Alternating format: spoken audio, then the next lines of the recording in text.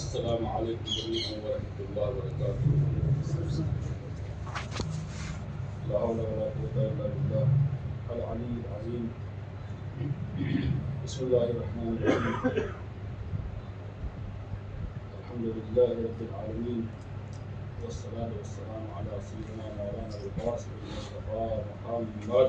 اللهم صل على محمد وعلى محمد.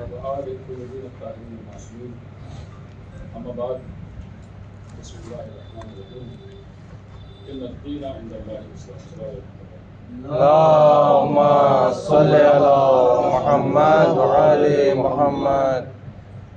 پروردگار عالم کا لاکھ لاکھ احسان کہ اس نے مجھے اور آپ کو یہ سعادت بخشی کہ ہم نماز جمعہ کا اقامہ کر سکیں اور اس آیت کریمہ کی تلاوت کرنے نے شرف حاصل کیا. اس میں اللہ کے رسول، اس میں پروردگار عالم ارشاد فرما رہا ہے دین جو ہے وہ اسلام ہے، اور آپ الحمدللہ اس دین کے ماننے والے، اس کے پیروکار، اس پہ عمل پیرا. آپ جانتے ہیں کہ نماز دین کی اصل ہے، دین کا ستون ہے. ہمارے دین کا چہرہ نماز ہے. اور نماز میں میری عادت یہ ہے کہ جب بھی کہیں بھی پہلی مرتبہ، چاہے ایک ہی مرتبہ کے لیے کیوں نہ ہو، نماز جمعہ کے لیے حاضر ہوتا ہوں تو کوشش یہ کرتا ہوں کہ اذان و اقامت کے بارے میں بات کر سکوں. اور مناسب نہیں لگتا، خدا نخواستہ مجھے پتا بھی نہیں کس نے اذان کہی ہے، نہ سمجھو کہ اس کے بارے میں کوئی بات ہو رہی ہے، مجھے نہیں پتا نہ میں نے غور سے سنا. لیکن مناسب نہیں لگتا کہ ہماری نماز کی سب سے پہلی اصل اور جڑ اور شروعات جو ہو وہ غلط، اور ایک ایک آدمی کو جا کر ٹوکنا وہ کام بھی مناسب نہیں ہے، اور نہ اس طریقے سے اصلاح ہو سکتی ہے. پرسنلی کسی سے کبھی کوئی موقع ہوا تو میں اگر کبھی کوئی موقع ہوا تو کہہ دوں گا. باقی ایک اچھا طریقہ یہ ہے کہ ہم جو صحیح ہے اس کو بیان کر دیں، باقی جو کچھ اس کے علاوہ ہے وہ غلط ہے. کسی کو اصلاح کرانی ہو پرسنلی آ کے خود سے پوچھ سکتا ہے کہ بھائی یہ چیز ہے مولانا صاحب، مجھے آپ نے ایسے بیان کیا، مجھے ایسے معلوم ہے، یا ہم ایسے پڑھتے چلے آ رہے ہیں، یا ہمارے ایسے یاد ہے، تو اس میں کیا ہے آپ بتا دیجیے. ہم خدمت میں ہمیشہ حاضر ہیں. الحمدللہ آپ لوگ کی محنتیں، کوششیں، محبتیں رہیں کہ بند آخر ہمیشہ آپ کی خدمت میں اب یہاں حاضر ہے. نشیمن میں فی الحال جو ہے ساکن ہیں، اور انشاءاللہ جیسے بھی شیڈیول ہوگا نماز مدرسہ مسجد کا وہ سب کے لیے حاضر ہیں انشاءاللہ.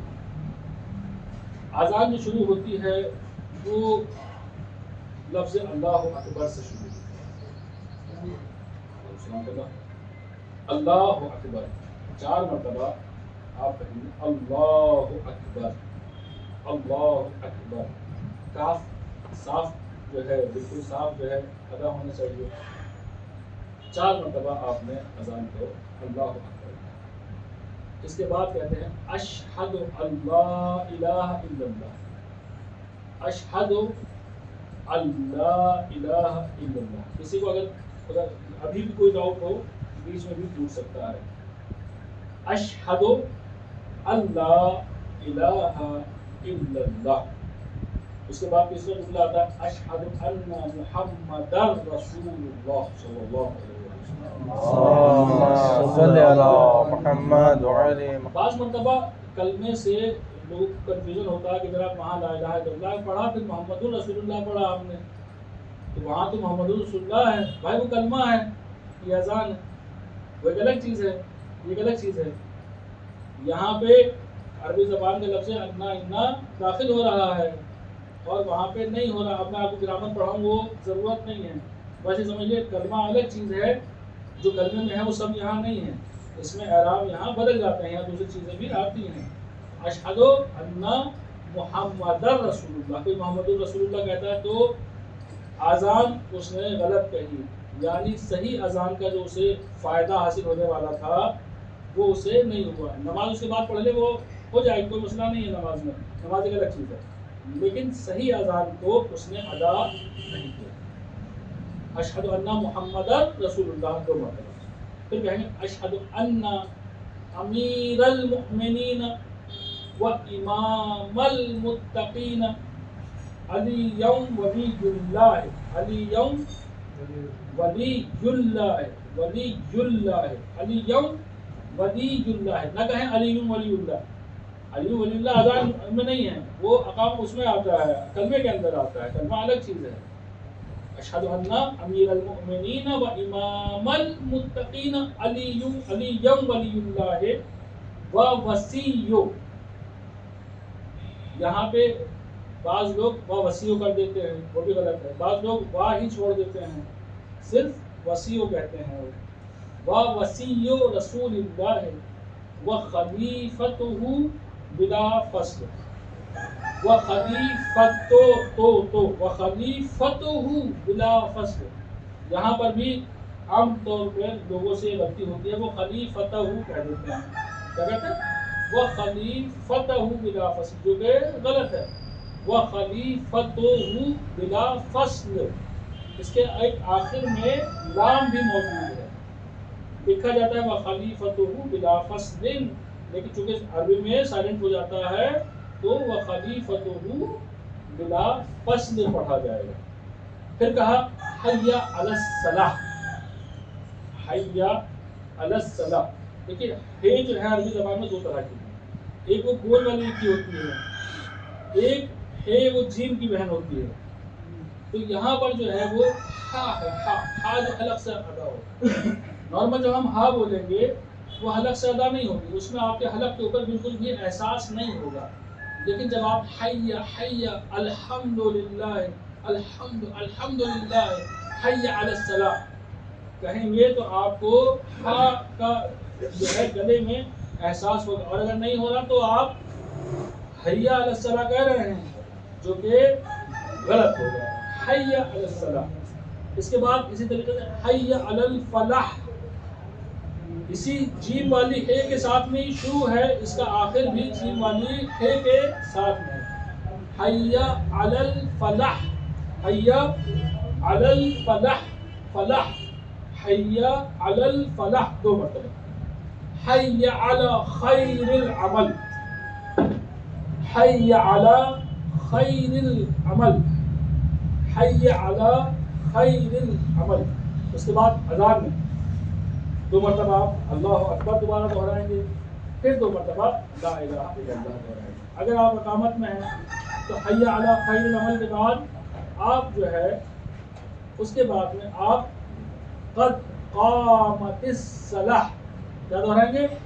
قد قامت الصلاح۔ ایک صاحب تھے، اس جگہ جانا ہوا، کافی مسن تھے، ہم سے تقریباً 10 سال بڑے ہوں گے، معلوم نہیں کہاں سے انہیں غلطی ہوئی اور کہاں سے انہیں یاد ہوا، وہ کہتے تھے قد اقمت الصلاح، قد اقمت الصلاح، اللہ ان کی اصلاح فرمائے۔ تو ہوتا کیا ہے، کبھی کبھی انسان کے صحیح یاد ہوتا ہے، آپ سے میں کہوں کہ سنائیے، آپ نے بالکل صحیح سنایا، لیکن بچپن سے جو آپ نے غلط یاد کیا تھا، بچپن میں آپ نے روا روی میں بزرگ سے سنا، ہمیشہ سے اذان سنتے چلے آئے، ماشاء اللہ ہمیشہ آپ اذان سنتے آئے، اسی میں سے آپ نے یاد کر لیا، کسی نے یاد نہیں کرایا۔ اب جب آپ کھڑے ہوئے تو آپ نے ذرا سا زیر زبر غلط یاد کر لیا، اس میں کیا ضرورت ہے؟ اس میں کسی ایسے بزرگ کو یہاں جس کا یقین کیا جا سکتا ہو کہ ہاں انہوں نے کچھ دینی کا تعلیم حاصل کی ہے، یا اگر پیش نماز موجود ہے، عالم آپ کا موجود ہے، یا کوئی بھی محرم میں رمضان میں کوئی بھی آنے والا عالم ہے، آپ اس کو سنا سکتے ہیں، حتیٰ پوری نماز کے لیے۔ میں خود، آپ خدا شاہد ہے، خطبہ نماز میں کھڑا ہوں، میں خود نے کم سے کم جو ہے 5 سے زیادہ علماء سے جو ہے، جو کہ عرب بھی رہے، ان میں عجم بھی رہے، ان سے اپنی نماز سنائی، اس میں کوئی شرم کی بات نہیں ہے، اس میں کوئی شرم کی بات نہیں ہے، کیونکہ ممکن ہے آپ سے کہیں غلطی ہو رہی ہو، آپ پڑھ تو صحیح رہے روزانہ، آپ پڑھ تو صحیح رہے، لیکن وہاں جو غلطی تھی آپ کو معلوم ہی نہیں۔ انسان کبھی بھی اپنی غلطی خود نہیں پکڑ پاتا. آپ کچھ لکھیے، ایک پیج لکھیے، آپ کہیں گے ہاں بالکل صحیح ہے، بالکل صحیح ہے، بالکل صحیح ہے. ابھی آپ نے اپنے بھائی کو دکھایا، کسی بڑے کو دکھایا، گھر میں کسی کو دکھایا، اس کو دیکھنے کے بعد میں اس نے کہا کہ یہ غلطی ہو گئی. مجھے ارے مجھے کیسے احساس نہیں ہوا، مجھے کیسے احساس. پروردگار عالم نے انسانوں کو انسانوں کا محتاج بنایا ہے، لوگوں کا محتاج بنا تاکہ لوگ آپس میں ایک دوسرے سے جڑیں. اسی کے ذیل میں، محتاجی کے ذیل میں ایک بات عرض کر دوں. کسی نے پوچھا امام سے، امام معصوم سے پوچھا کہ مولا یہ بتلائیے، چھٹے امام جعفر صادق علیہ السلام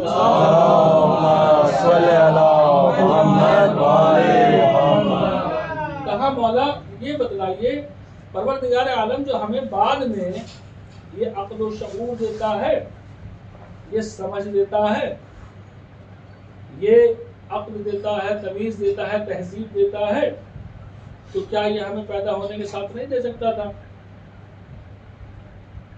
کیا یہ ہمیں پیدا ہونے کے ساتھ نہیں دے سکتا تھا؟ امام کہنے لگے اگر پروردگار عالم بالکل قادر ہے اس بات پر کہ جیسے آپ جوانی کے عالم میں طاقتور تھے، پیدا ہوتے ہی آپ کو اتنا طاقتور بنا دیتا، جیسے آپ 20 سال 30 سال کی عمر میں سمجھدار تھے، ایسا ہی آپ کو پیدا ہوتے ہی آپ کو سمجھدار پیدا کر دیتا. لیکن وہاں سب سے پہلی جو غلطی ہوتی وہ یہ ہوتی کہ انسان اس چیز کو دیکھتا پیدا ہوتے ہی ساتھ جو کہ اس کے لیے دیکھنا جائز نہیں تھا. ماں کو وہ حالت برہنگی میں دیکھتا، یہ اس کے لیے جائز نہیں تھا. پھر آپ دیکھیے پروردگار عالم کا نظام ہے، مثلا چھپکلی کے بارے میں کہا جاتا ہے کہ یہ جو ہوتے ہیں اس کے بالکل اپنے بچوں کی کیئر نہیں کرتی، اپنے بچوں کی بالکل کیئر نہیں کرتی. کیوں؟ چونکہ پروردگار عالم اس کے بچے کو پیدا ہوتے ساتھ وہ اتنا سمجھدار ہوتا ہے کہ وہ اپنے کام سے نکل جاتا ہے، چلنے لگتا ہے. بہت سارے ایسے دوسرے جانور بھی موجود ہیں، آپ لوگ اس سے زیادہ جانتے ہیں. لیکن انسان کو پھر جو کہ اشرف المخلوقات ہے، اس کو ایسا کیوں بنایا کہ دوسرے کا محتاج ہے؟ بھائی پیدا ہوا، اب اسے کوئی لے، کوئی اٹھائے، کوئی بٹھائے، کوئی جھلائے، کوئی کھلائے، کوئی پلائے، کوئی بڑا کرے، کوئی گھمائے. آخر کیوں؟ اتنا کیوں بنایا؟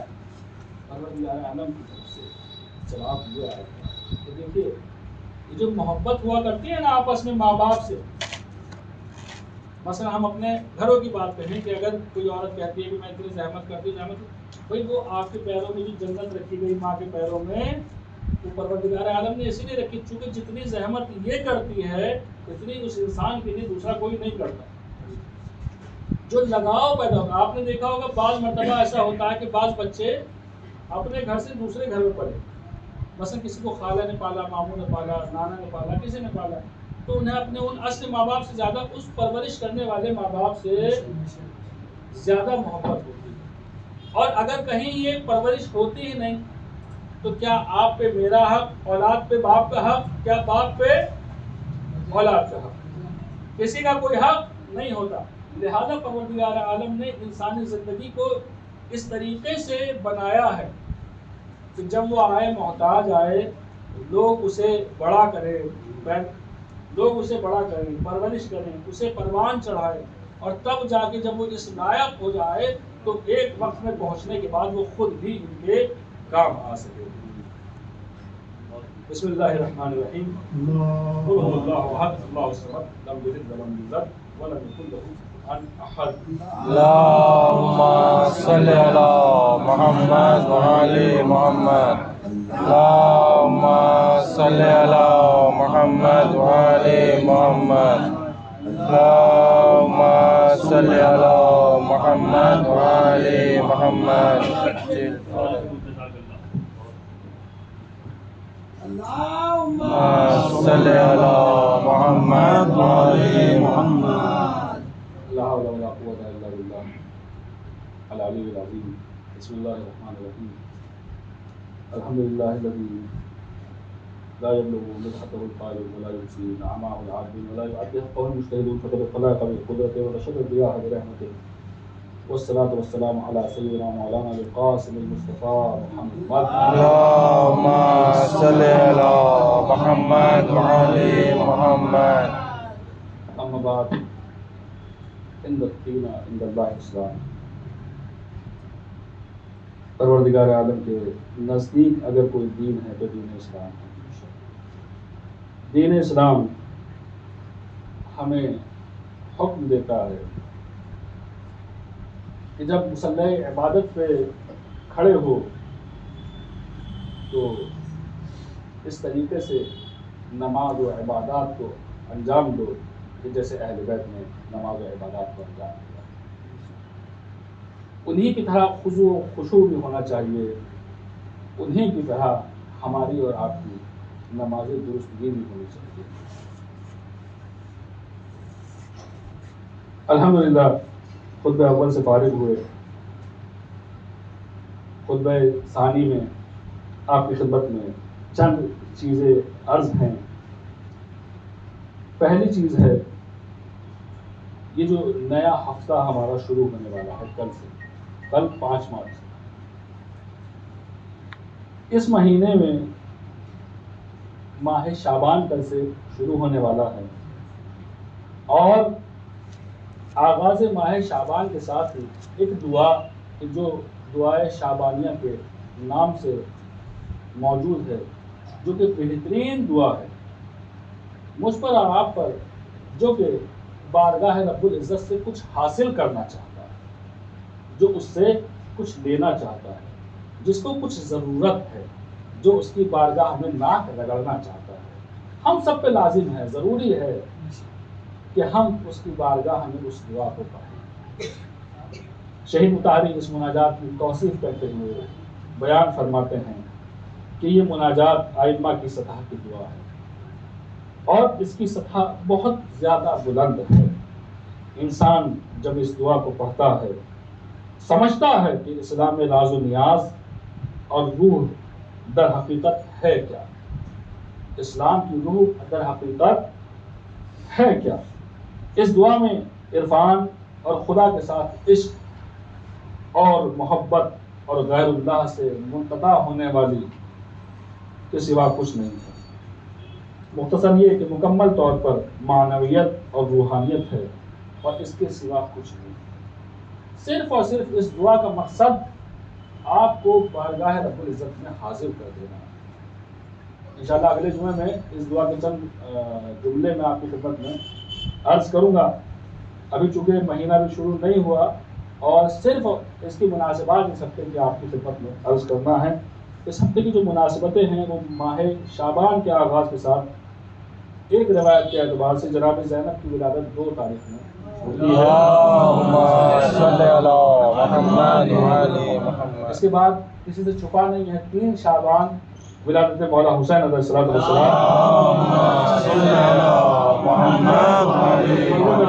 جناب ولادت جناب عباس ہو، ولادت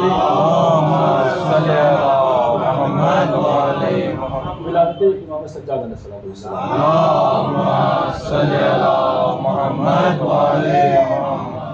اس کے ساتھ ہی 5 شعبان میں وہ حزین موقع بھی ہے کہ جب میرا اور آپ کا آقا و مولا 28 سفر میں جانتے ہیں آپ، 28 رجب میں مولا کربلا کے لیے نکل چکے ہیں.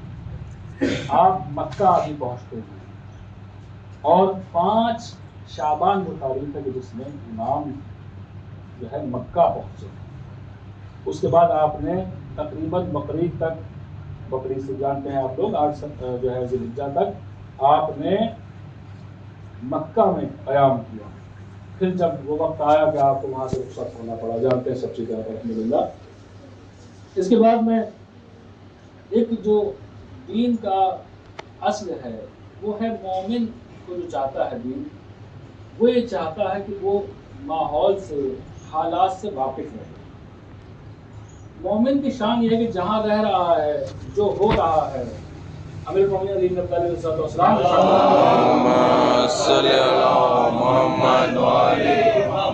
رحم اللہ من علم من عین فی عین و الی عین. اللہ رحمت کرے اس کے اوپر کہ جو یہ جان لے کہ کہاں سے آیا ہے کہاں ہے اور کہاں جائے گا. امیر المومنین فرما رہے ہیں خدا اس کے اوپر رحمت کرے کہ جو یہ جان لے کہاں سے آیا. بے شک انا للہ و انا الیہ راجعون، ہم سب خدا کی طرف سے آئے اور واپس پلٹ کے اسی کی طرف جانے والے، اسی کی بارگاہ میں سب کو واپس لوٹ جانا ہے.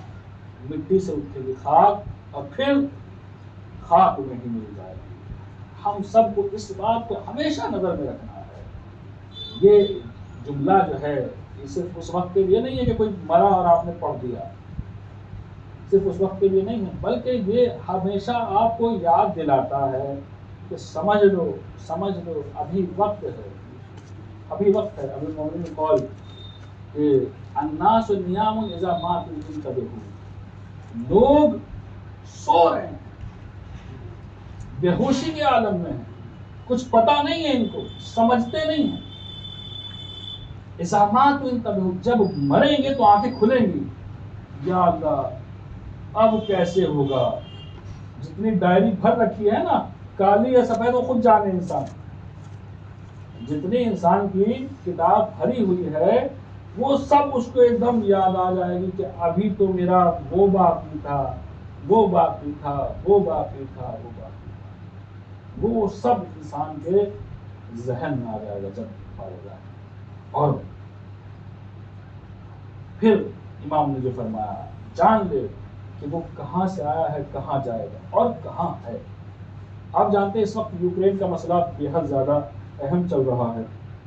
ابھی یو این نے بھی روس کے خلاف رپورٹ جو ووٹ کر دی ہے اور عہد کیا ہے کہ ہم مثلا ان سے جنگ کریں گے وغیرہ وغیرہ.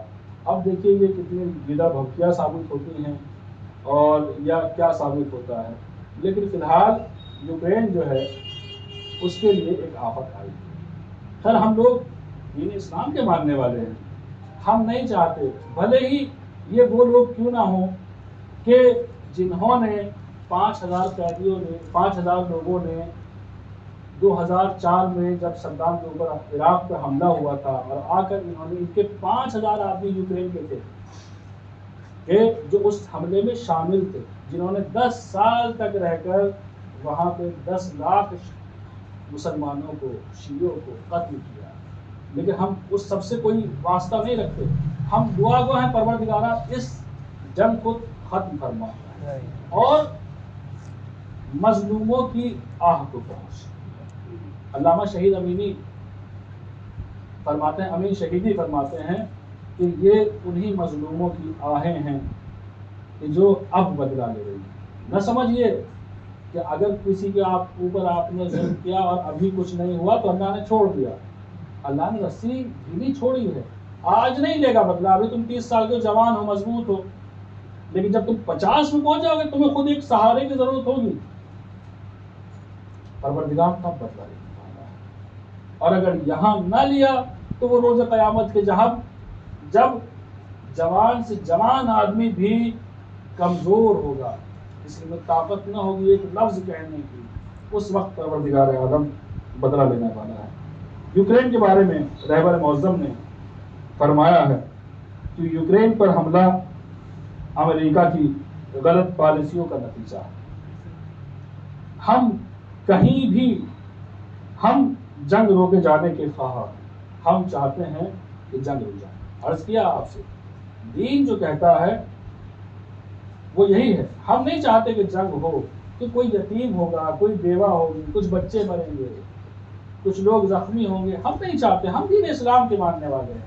اسلام سلامتی کا دین ہے، ہم سب کی سلامتی چاہتے ہیں. تو رہبر نے بھی یہی فرمایا کہ ہم چاہتے ہیں کہ جنگ روکی جائے.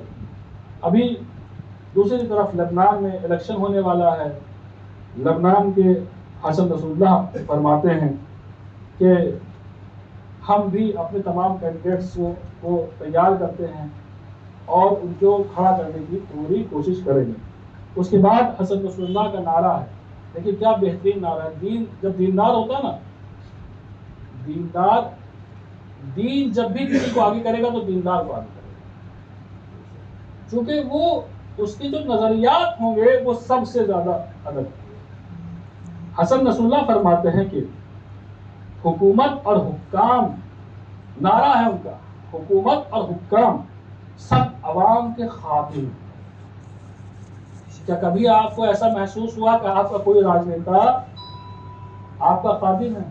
کبھی نہیں۔ صرف ووٹ مانگنے کے ٹائم پر سب آتے ہیں اور اس کے بعد پھر آپ ہی خادم نظر آتے ہیں، بلکہ خادم بھی بہت دور ہوتے ہیں، ان کے خادموں کے بھی بہت نخرے ہوتے ہیں۔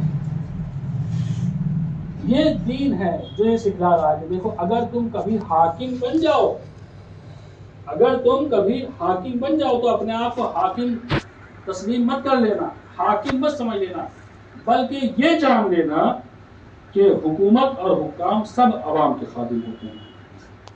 ہندوستان کے لحاظ سے ایک خدمت میں آپ کی عرض کروں، یوکرین کے سفیر نے ایک بہت متنازعہ بیان دیا اور اس میں انہوں نے یہ کہا ہے کہ روس یوکرین میں یوکرینینز کو اس طریقے سے مار رہا ہے جیسے مغل بادشاہوں نے راجپوتوں کو مارا ہے۔ کیوں جھوٹ گھڑ رہے ہو؟ کیوں جھوٹ گھڑ رہے ہو؟ سب کو معلوم ہے غلط بیانی ہے، لیکن صرف اپنا بھلا کرنے کے لیے، کچھ بھی خراب کرنے کے لیے یہ لوگ تیار ہیں، ان پر کوئی فرق پڑنے والا نہیں ہے۔ اور تیسری خبر، انشاءاللہ ہم لوگ ان کے اس بیان کی مذمت کرتے ہیں، کنڈم کرتے ہیں اس بیان کو۔ اسرائیل اور یوکرین سے متعلق خدمت میں عرض کروں کہ اسرائیل کے اندر 5 لاکھ لوگ ایسے ہیں جنہوں نے یوکرین سے ہجرت کی ہے۔ افسوس کی بات ہے کہ ہمارا معاشرہ ابھی یہ بھی نہیں جا سمجھتا کہ اسرائیلی لوگ ہیں کون اور کہاں سے شروعات ہے، وہیں کے ہے، کہاں کے ہیں، اسرائیل کیسے بنا۔ انشاءاللہ کسی موقع پہ خدمت میں عرض کروں گا۔ آخر میں ہم لوگ دعا کرتے ہیں، پروردگارہ مومنین کے تمام گناہوں کو معاف فرما، ان کے اوپر رحمت نازل فرما، برکت نازل فرما، مغفرت نازل فرما، رمضان کی آمادگی کی، شعبان کی آمادگی کی توفیق عنایت فرما۔ کچھ روزے رکھ لیں ہم شعبان میں بھی، تاکہ رمضان میں ہمیں یہ نہ لگے کہ بہت بھاری روزہ ہے۔ اور تمام لوگوں کے لیے میرے معبود ہم خیر و عافیت چاہتے ہیں، وہ مسلمان ہوں غیر مسلمان ہوں، کوئی بھی ہو، ان سب کے لیے ہم سب عافیت چاہتے ہیں۔ ہر مظلوم کے لیے ہم خصوصی دعا کرتے ہیں میرے معبود اس کی مدد کو پہنچ، وہ ہندوستان ہو، پاکستان ہو، یا جہاں بھی دنیا میں کوئی بھی مظلوم ہے اس کی مدد فرما میرے معبود۔ ماہ شعبان آنے والا ہے، اس میں ہمیں اپنی توفیق عنایت فرما کہ ہم زیادہ سے زیادہ عبادت کر سکیں۔ ماہ رمضان آنے والا ہے، توفیق عنایت فرما کہ ہم تیری عبادت کر سکیں۔ آخر میں اسی مہینے میں دوسرے اماموں کی اور ولادت کے ساتھ ساتھ امام زمان علیہ السلام کی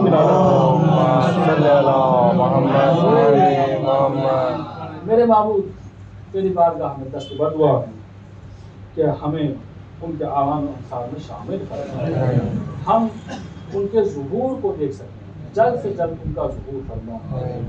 آپ لوگوں سے آخر میں گزارش ہے کہ کوشش کریں وقت پہ حاضر ہوں۔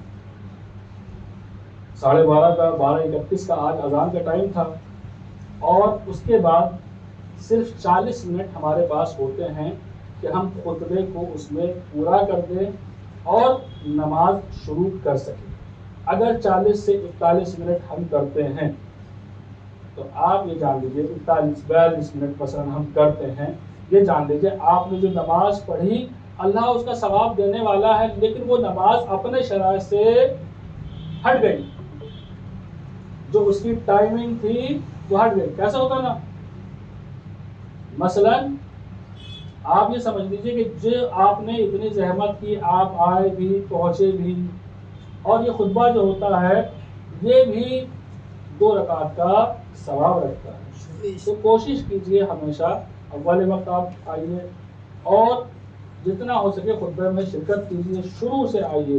خطبے کے درمیان کوئی نماز الحمدللہ آج تو کسی نے نہیں پڑھی، خطبے کے درمیان میں نماز بھی نہیں ہونی چاہیے، کیونکہ خطبہ بھی پراپر ایک عبادت ہے، اور اس کا کان لگا کے سننا، موبائل سے ہٹ کے، ذہن میں دوسری چیزوں سے ہٹا کے کان لگا کے خطبے کا سننا بھی ایک عبادت ہے اور اسی نماز کا جز ہے.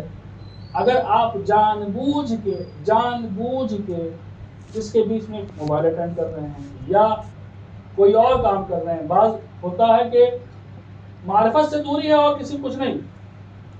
بعض مرتبہ ہوتا ہے بعض لوگ بیٹھ کے گیم تک کھیلنے لگ جاتے ہیں.